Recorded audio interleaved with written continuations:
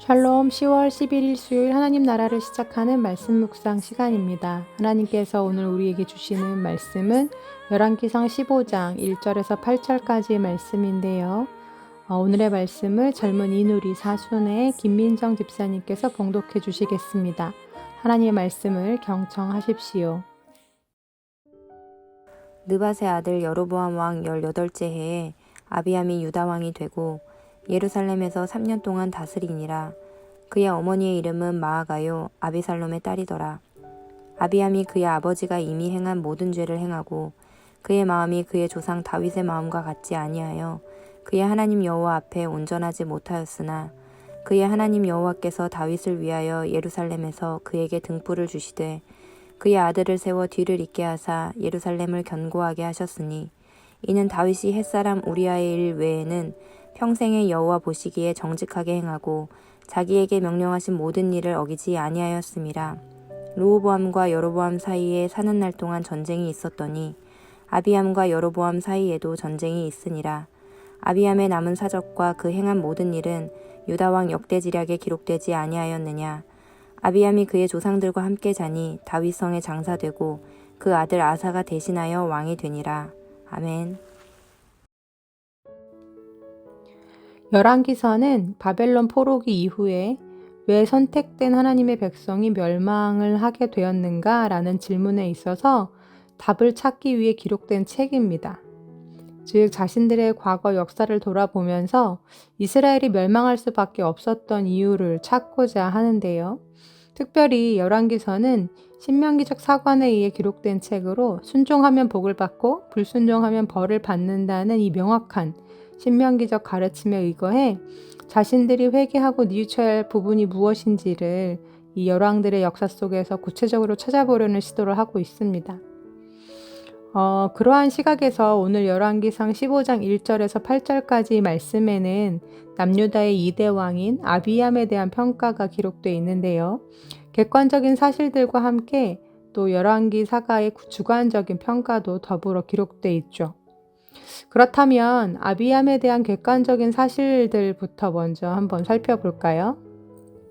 아비암은 다윗, 솔로몬, 그리고 르호보암의 뒤를 잇는 다윗 왕조의 네 번째 왕으로 북이스라엘과 남유다가 분열된 뒤 북이스라엘에는 18년째 여로보암이 계속적으로 통치를 하고 있었지만 남유다는 여로보암 18째 해에 르호보암의 뒤를 이어서 그의 아들 아비암이 남유다의 왕이 됩니다.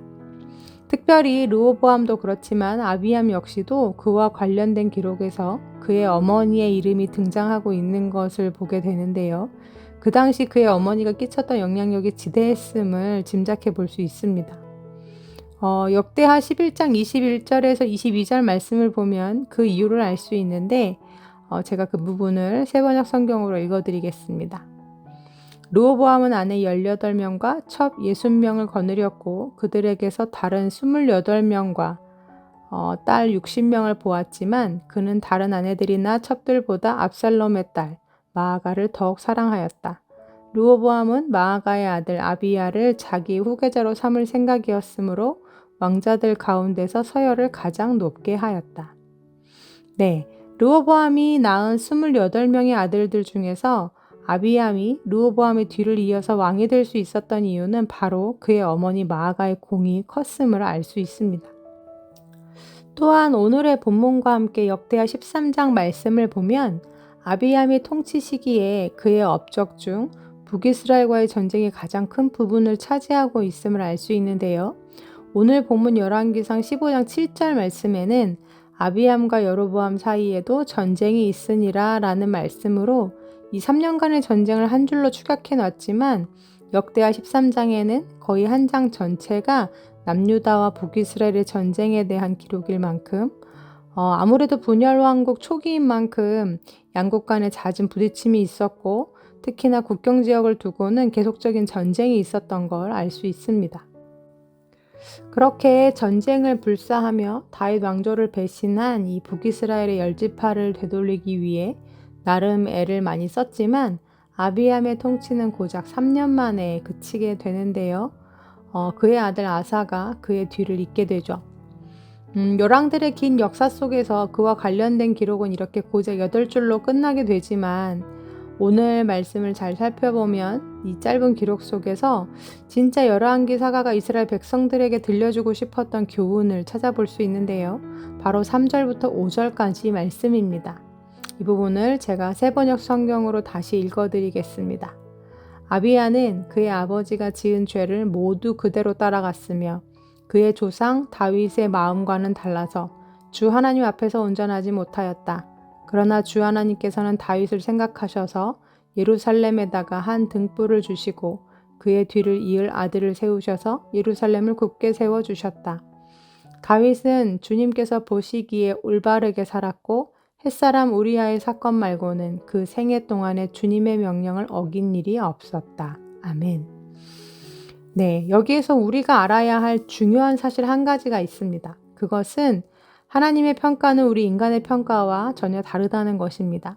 하나님은 이 세상에서 우리가 어떠한 일들을 했고 또 어떠한 열매들, 어떠한 성공들을 거두었냐가 중요한 것이 아니라 단 한 가지, 여호와 하나님 보시기에 어떤 삶을 살았냐가 중요하다라고 하십니다. 그러면서 다윗을 늘 그 기준으로 삼으시는데요. 다윗처럼 하나님 앞에서 온전한 삶을 살았던 사람은 하나님께서 인정하시고 칭찬하시지만 다윗과 같은 온전함이 없었던 사람은 악한 자라고 평가하신다라는 것입니다. 그렇다면 여기서 질문이 하나 생기죠. 다윗이 정말 온전했냐라는 것입니다.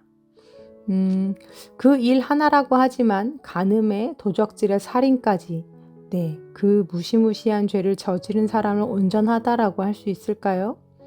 그런데 온전함과 완전함은 다릅니다. 완전하다는 건 아무런 모자람도 흠도 없는 상태를 이야기를 하지만 피조물인 우리 인간 또 게다가 죄인인 우리 인간은 완전할래야 완전할 수가 없는 존재죠. 하지만 온전할 수는 있는데 특히나 이 단어를 히브리어 원어 성경에서 찾아보면 살렘이라고 되어 있는 걸 볼 수 있습니다. 즉 어떤 잘못된 것이 없는 바른 상태를 이야기하는 것이 아니라 관계적 차원에서의 화목함, 평화로움을 뜻하는 살렘이란 단어가 쓰이고 있다는 거죠. 즉 하나님이 그 기준으로 삼는 온전함은 하나님과의 관계에서 화목하고 평화로운 상태, 친밀한 관계를 말한다는 것입니다. 그럴 때 다윗처럼 하나님과 온전한 관계를 가진 사람은 드물 것입니다. 그 죄를 지었을 때 빼고는 그의 모든 삶에서 그는 누구보다 하나님과 가까이 하기를 소망했던 사람이고 하나님의 말씀을 사랑했으며 하나님의 영이 자신을 떠나는 것을 가장 두려워했던 사람이었으니까요. 또한 더 나아가 하나님과의 바른 관계, 화목한 관계, 친밀한 관계를 힘쓰는 사람은 자신의 삶을 아무렇게나 방치할 수 없습니다. 역대하 13장을 보면 북이스라엘과 전쟁에 나간 아비암이 금송아지를 섬기는 북이스라엘을 비방하고 질책하면서 너희들은 하나님을 배반했지만 우리는 하나님을 배반하지 않았고 하나님의 계명을 지키고 있노라고 하나님은 북이스라엘의 하나님이 아니라 우리 남유다의 하나님이시고 우리의 머리 되신다라고 그렇게 당당하게 이야기하고 있죠. 그리고 80만 군사를 앞세운 북이스라엘에 대항해서 군사 40만을 데리고 나가 그 전쟁에서 크게 승리를 합니다. 그 일로 북이스라엘의 왕 여로보암 역시도 다시 강성해지지 못하고 여호와의 치심을 입어 죽었다라고 기록되어 있는데요. 얼핏 보면 하나님을 떠난 북이스라엘을 하나님이 심판하시고 하나님을 찾고 의지한 이 아비암을 하나님께서 도와주신 것처럼 느껴질 수도 있지만 오늘의 본문은 그 역시 아비암 때문이 아니요 다윗과 맺었던 언약으로 인해 그의 왕조와 예루살렘을 지켜주시고자 했던 하나님의 신실하심 때문이었다라는 것을 알 수 있습니다. 역대하 13장 21절에는 다음과 같은 기록이 있습니다.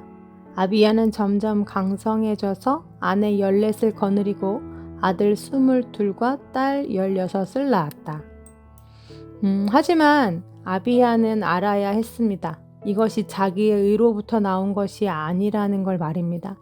순전히 그의 증조할아버지 다윗이 하나님 앞에서 보였던 의의 덕분이요.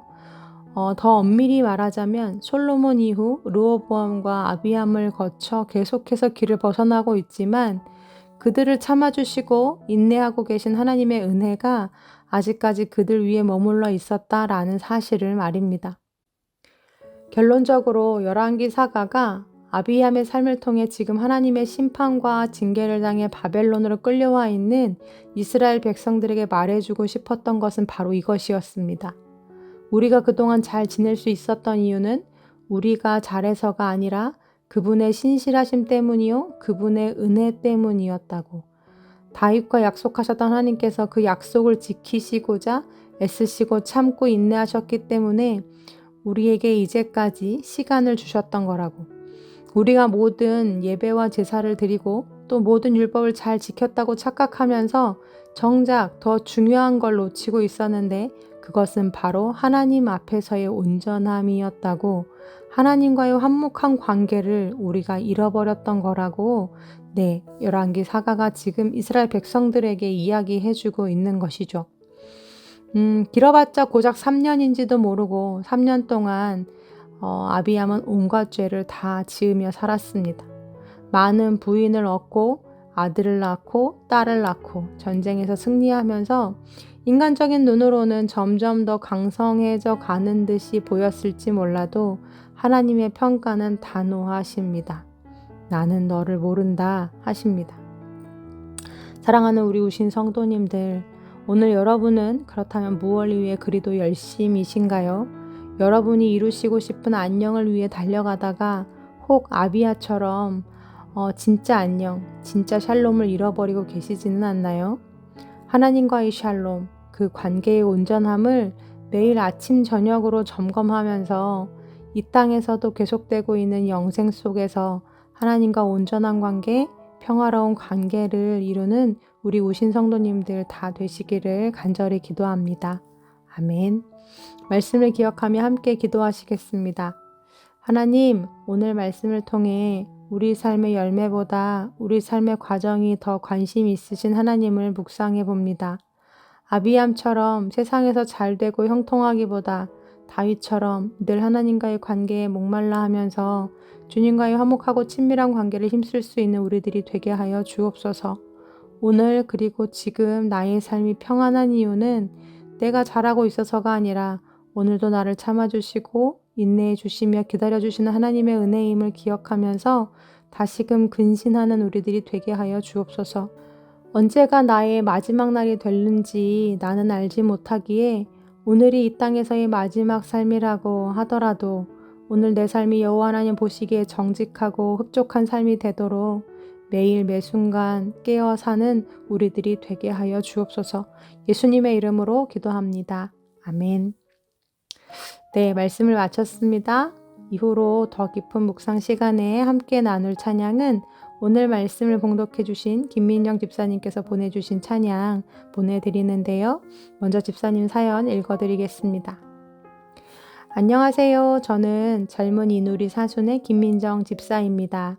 매일 아침 말씀과 함께 우신교회 성도님들의 목소리, 사연과 찬양을 들으며 하루를 시작할 수 있어 감사합니다.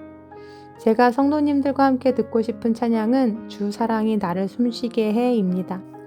주님의 사랑이 우리를 숨쉬게 하고 살아갈 수 있게 하신다는 것이 우리 모두의 고백일 것 같아요. 이 찬양에 이런 가사가 있습니다. 주 사랑이 나를 이끄시네. 내가 갈 수 없는 그곳으로. 주의 사랑 나를 붙드시며 세상 끝날까지 인도하시네. 그리 긴 인생을 살지 않았지만 저 역시 하나님의 사랑에 이끌려 제가 갈 수 없는 곳으로 가고 있습니다. 저의 인간적인 생각과 계획과 욕심으로는 갈 수 없는 곳으로 말이죠. 가끔은 혼란스럽기도 하고 두렵기도 하지만 하나님께서 저를 붙들어 주시며 세상 끝날까지 인도하실 것을 신뢰하며 하루하루 그렇게 가고 있어요.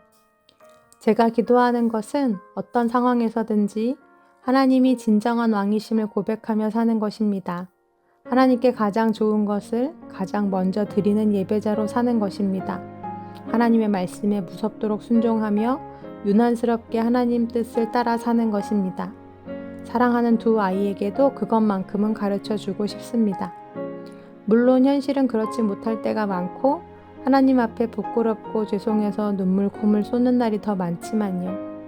언젠가는 다윗처럼 하나님 마음에 합한 자라고 다른 누구도 아닌 하나님께 인정받을 수 있게 되길 꿈꿔봅니다.